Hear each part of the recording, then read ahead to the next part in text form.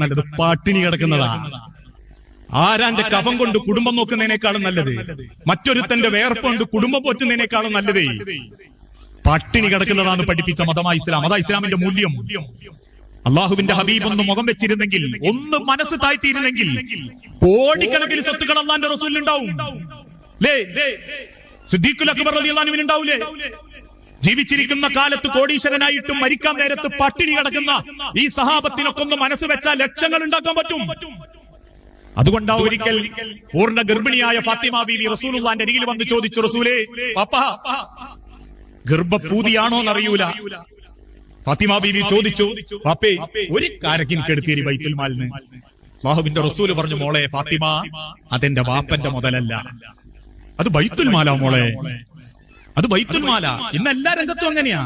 യതീം മക്കളെ സമ്പത്ത് മോഷ്ടിക്കുന്നവരില്ലേ? അനന്തര സ്വത്തിൽ കള്ളത്തരം കാണിക്കുന്നവരില്ലേ?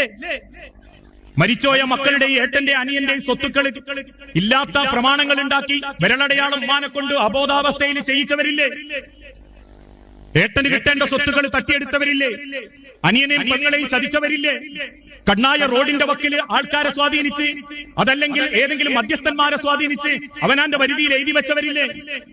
അതിരിട്ട് കല്ല് കെട്ടുമ്പം അടിഭാഗത്ത് നിന്ന് പുറത്തേക്ക് അല്പം തള്ളിച്ചു കെട്ടി ഒരു സെന്റെങ്കിൽ വേണ്ട, ഒരു തരി